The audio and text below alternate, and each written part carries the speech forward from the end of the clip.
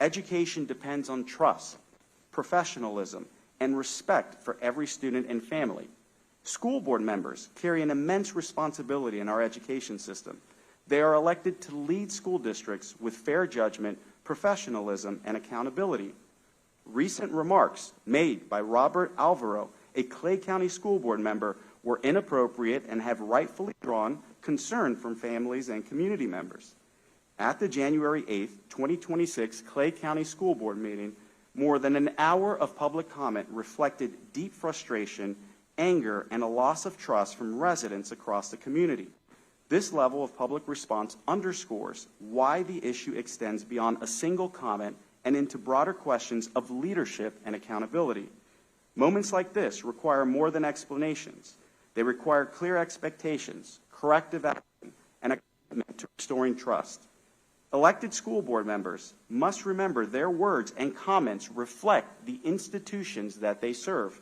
Florida has already seen the consequences of school boards that refuse to correct course and instead allow controversy and misconduct to become normalized.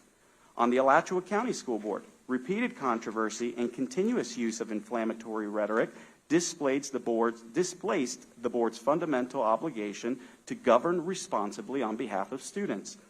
Rather than serving as forums for advancing student achievement, board meetings deteriorated into recurring political spectacles marked by public outrage, loss of parental trust, and sustained distraction from academic priorities.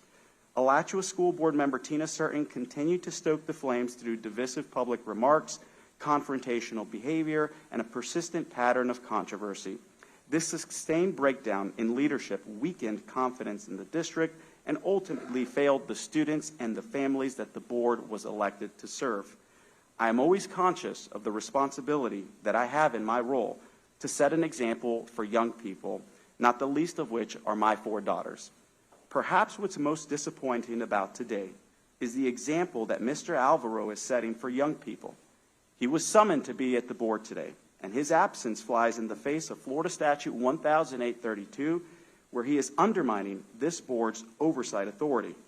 Surely, Mr. Alvaro, the Clay County School Board would not tolerate it if students undermined their teachers, principals, the superintendent, and parental authority. I'd like to address something directly to you, Mr. Alvaro. You said something really dumb, something that was hurtful to a lot of people in your community, something that has given this board reason to want to assess your fitness to lead the students of Clay County. Ducking the consequences of your action by refusing to stand to account before this board only furthers your lack of leadership.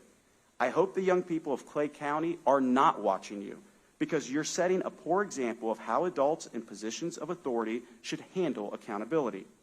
I hope this incident is a lesson for school board members across Florida, because children are watching. You must learn from these errors in judgment and proceed with caution when making public comments or posting on social media. For me, this unfortunate incident is a reminder that the legislature needs to look at this board's authority with regard to school board members. Too many have sought to elevate themselves for political reasons, disregarding their duty to educate children, and this board is unfortunately limited in its ability to demand accountability. Students must remain the priority. Comments that distract from the mission of serving students undermines the confidence of this entire school system. School boards must reaffirm the standards of conduct and professionalism and restore trust by refocusing on students.